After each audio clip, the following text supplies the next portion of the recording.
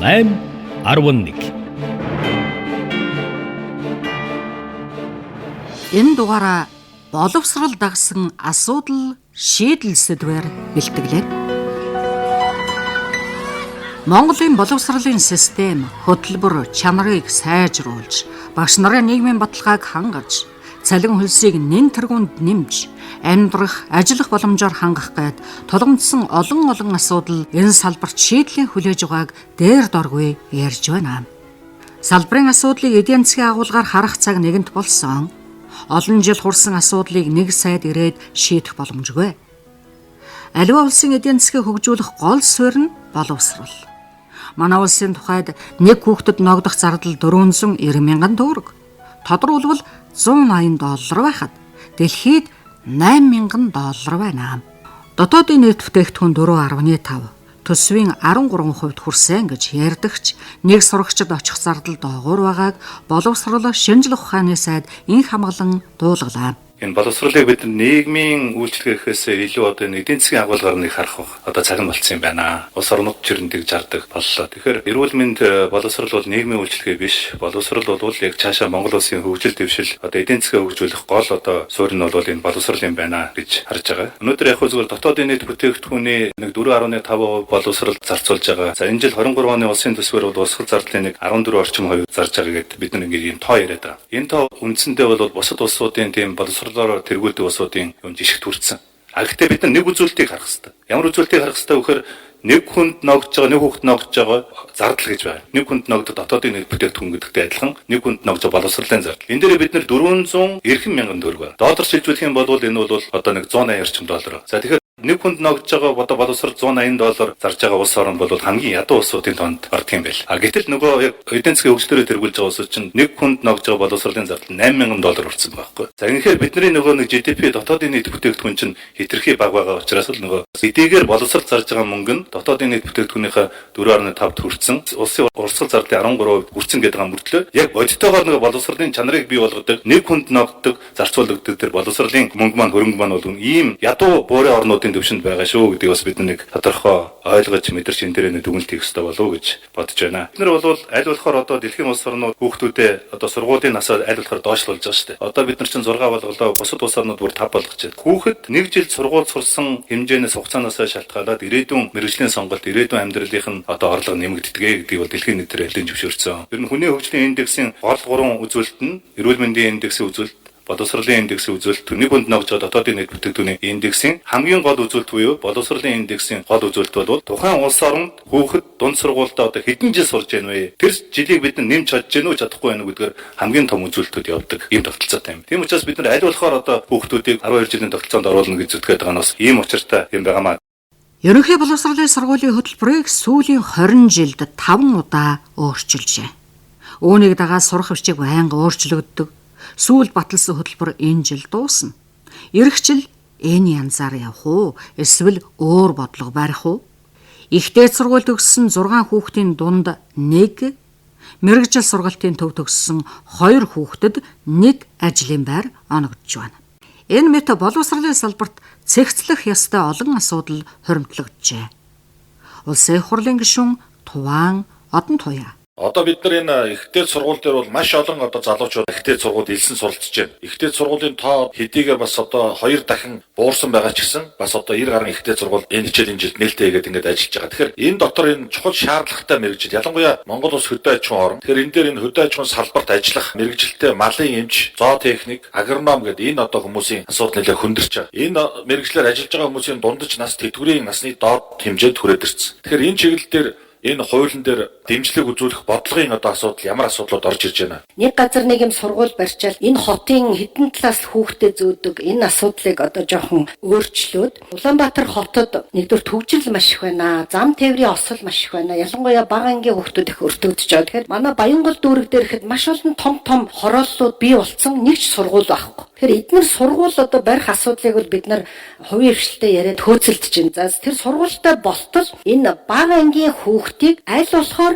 хотхонд нь тэр байрын түрээслээд сургадаг энэ тогтолцоог жоохон нэвтрүүлэх гэж оролдооч гэж би бас хүсэж байгаа. Багш нь нүүж очиод тэр сургуулийн салбар нь нүүж очиод тэгээ хотхонд нь тэр бага ангийн хүүхдүүдийг сургачмаар байна. Бага ангид бол ерөөсөө нэг багш л зааж байгаа. Тэгэхгүй бол эцэг эхчүүдийн өнөөдөр гол стресс юу гэхээр өглөө яаж хүүхдээ зөөхөө, өдөр яаж хүүхдээ авах вэ? Ингээд ажлын бүтээмж нь муу, хотхон дотроо байх юм бол эн чинь шал өөр. Тэгэхээр энэ бага сургууль цэцэрлэгийн цогцлборыг ер нь энэ хотхонд нь шийддэг асуудлыг нэг хамтарч ажлын хэсэг гаргаж сайхан шийдэж өгөөч. Амьдралын чанар буурж байгаа асуудал ч ерөөсөө л энэ шүү дээ. Тийм учраас энийг нэг сайхан хамтраа шийдэх гэж оролдъё. Стандарт гаргая. Хамаагүй хотхонд нь тэр эцэг эхчүүдийг хуралдуулаад санал авъя. Энийг судалж өгөөч. 150 хүүхдийн цэцэрлэгийг 460 сая төгрөгөөр барьсан сайн жишгийг нэвтрүүлсэн. Улсын төсвийн хөрөнгөөр ийм тооны хүүхдийн цэцэрлэгийн барилга барихад 3 жил алдаж 2.5-аас 3 тэрбум төгрөг зарцуулдаг. Зардал, цаг хугацаа хэмнэсэн шинэ технологи бидэнд давуу байдал авчрах болохоор цаашид хөрөнгө оруулалтын үр ашиг өгөөж харах ёстойг ойлгуулсан. Иймээс боломжит хувилбаруудыг турших, нэвтрүүлэхэд асуудал байхгүй гэсэн хариултыг боловсрол шинжлэх ухааны сайд инх хамгаалан өглөө.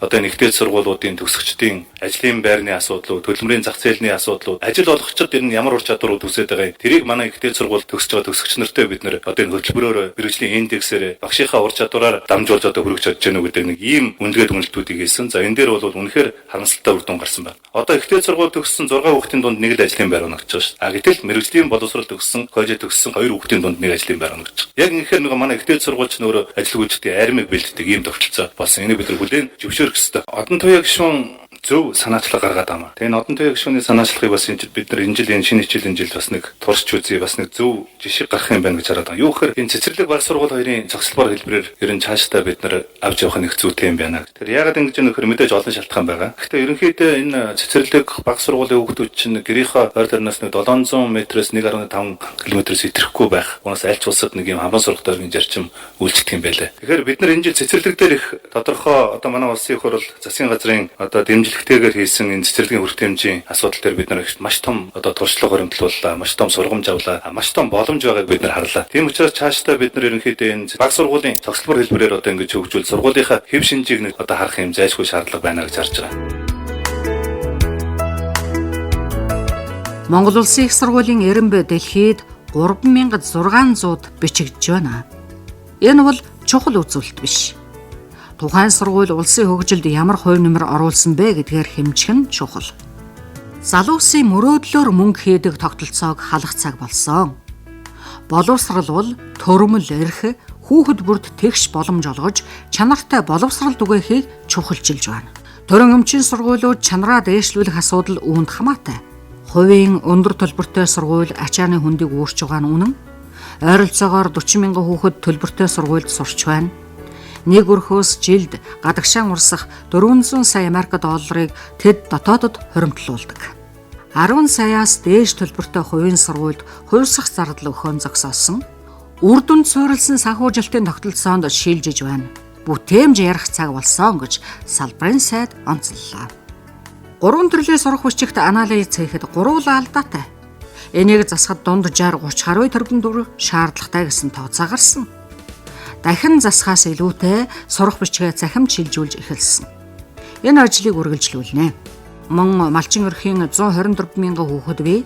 Тэдний 36 мянган дотор байранд амьдардаг. Учирч болох аюулаас тэднийг хамгаалах, эрсдлийг бууруулах зорилгоор дотор байранд туслах багш ажиллуулж эхэлсэн. Ихтэй сургуулийг хотоос гаргах тухай яриадаг. Энэ асуудалд хөнгөн хандаж болохгүй. 88 ихтэй сургуулийг цөөлж 66 болгосон. Эдгээрт 150 мянган гаруй оюутан сурдаг. Жил бүр 12-оос 14 мянган оюутан орон нутгаас хотод ирж суралцдаг байна. Цаашид төрөлжүүлэх замаар хөтөлбөрийн давхцал арилгах бодлого барина. Асуудлыг цогцоор харж шийдэл хайж өгнө гэж боловсрол шинжлэх ухааны сайд инх хамгаалан тодтолоо. За ихтэй сургуулиудыг одоо хотоос харгана гэдэг ийм сэтгэлийн хөөрлөөр их бид нэр их олон жил ярьсан байлээ. Энийг сэтгэлийн хөөрлөөр юм уу одоо захиргаалтын аргаар энийг шийддэг одоо ажил бас биш юм байна гэдэг нь сүүлийн одоо 1 жилийн хийсэн судалгаа тооцоогоор харагдаж байна. Тэгэхээр одоо бид нэр төрөлжүүлэл гэж байгаа. За дархан дээр, Эрдэнэт дээр, за одоо өмнө говь дээр бид нэр шинжилгээ ухааны технологийн их сургуулийн салбар сургуулийг ихтэй Монгол улсад хөтөлбөрөнд авчихгүй. Тэр одоо яг 70 задгад дээр байгуулж байгаа шүтээсийн сургуулийн хөтөлбөрөд Монгол улс ганцхан 70 задгад дээр байна. Тиймээс тэр мэрэгжил маркшетер мэрэгжлийг эзэмшиж байгаа хүмүүс зөвхөн 70 задгад л сур. За одоо шинэ хөдөө аж ахуйн их сургуулийн юу гэдэг агроэкономи ангид болгож байгаа тэр нь бол зөвхөн дархны тэр хөдөө аж ахуйн сургууль дээр хөтөлбөрийн давхцлаа бид нэр ихлээр арилгамаар юм байна, тийм ээ. Тэгээд мэдээж багшийн асуудлууд, хөдөө орон нутгад суралцж байгаа энэ оюутнуудын одоо нөгөө сургалтын тэтгэлгээс өгж байгаа хөнгөлтийн асуудлууд гэдэг ингээд цогцоор нь энэ асуудал бас хандж иж бид нэр тодорхой үр дүн гарах юм байна гэж бодож байгаа. Бид нар одоо энэ жил өмнө говь дээр бид нар шинжилгээ ухааны технологийн их сургуулийн салбар сургууль давхцлагүй хөтөлбөртэйгээр одоо нээж 120 хүүхэдтэй хичээл эхлээд явж байгаа. Үр дүнд бас хүрж байгаа. Оюутлогоо компани хөрөнгө оруулалтууд хийгээд яг жинхэнэ утгаар нь одоо уул уурхай логистикийн одоо их сургуулийн кампус барихын ажлууд бас хийгдэж, техник эдийн засгийн үндэслүүд нь зургууд нь бас хийгдээд явж байгаа. Ирэх намраас бол би бодтой ажил болох уу гэж бодож байгаа. Сая та бүхэн анзаарсан байх Дорнодод байгаа, Ховдод байсан их сургуулиудыг бид нар, Эрдэнэт байсан их сургуулиудыг бид нар Монгол Улсын их сургууль, Монгол Улсын шинжилгээ ухааны технологийн их сургуулийн шууд харьяа сургууль болгосон. За энэний гол цаана хүлээгдэж байгаа зүйл бол ер нь 1-р курсэд хүүхэд орж ирэх гэж Улаанбаатар хот руу одоо Ховдоос хүүхэд орж ирж өнөөдөр ингээд эцэгчүүдэд малчны зээл, тэтгэврийн зээл авуулж ингэж одоо суралцах ийм хэрэгцээ шаардлага өнөөдөр байна уу? Жил бүрийн судалгаа тайлангаар оюутны ур чадвар, ажил олгогчийн хүсээд байгаа ур чадвар байнга зөрдөг. Үүнийг засахад хөтөлбөрийн шинжилэл, багшийн чадвар гээд олон зүйл зэрэг яригдана. Боловсролын багц хуулиар боловсрол хоорондын уялдаа гаргаж ирэх өөрчлөлтийг суулгасан. Энэ цаг уяа олсон шийдэл байх болно гэж сайд нэмж хэллээ. Багш нарын цалин хөлс нийгмийн баталгааны асуудлыг олон жил ярьсан.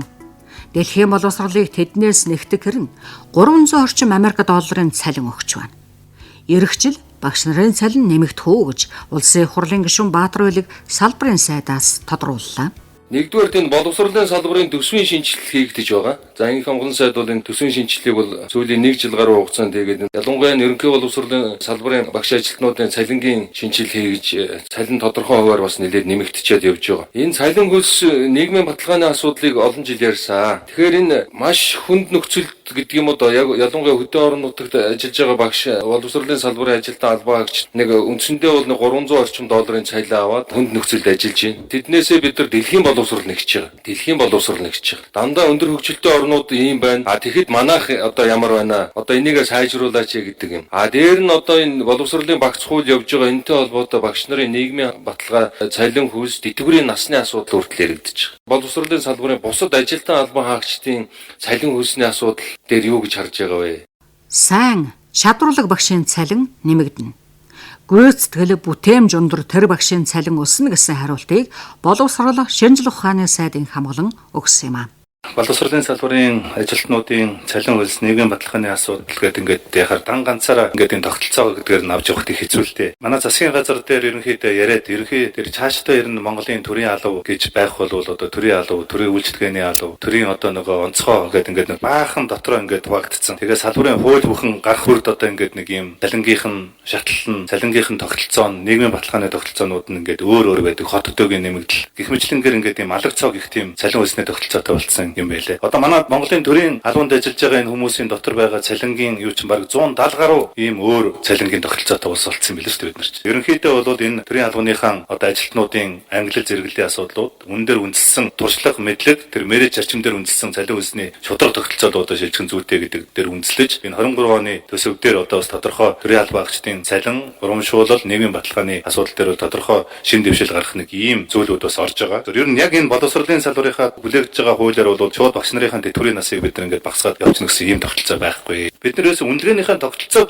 зөв хийж ижил үр дүнд суурилсан санхүүжил чанартай боловсролын асуудлууд яригдсан юм байна. Тэгэхээр одоо энэ үр дүнд суурилсан санхүүжилтийн хамгийн гол хөшүүрэг бол ерөөсөө гүйцэтгэл өндөртэй багш нар өндөр цалинлуу, өндөр урамшуулал авах энэ тогтолцоод орж байгаа. Монгол хүний үнд зүйл тулгуурласан, сэтгэлийн боловсролыг хөгжүүлсэн, орчин үеийн дижитал эрен үед бэлтгэсэн, тогтвортой хөгжлийн зорилгод нийцсэн, тэгш хамруулах сургалтын хөтөлбөр чухал байна. Улс орныхон хөгжлийн хэрэгцээ шаардлагад нийцүүлсэн боловсролын тогтолцоог бий болгох нь боловсролын багц хуулийн үндсэн санаа байх болно гэж салбарын сайд мэдгэлээ. 8, 11 хөтөлбөрөөр боловсрал дагсан асуудал шийдэл сэдвээр хүргэлээ. Бэлтгэсэн зол заяа найруулагч Баясгалан, нэвтрүүлэгч Цэвэлмаа.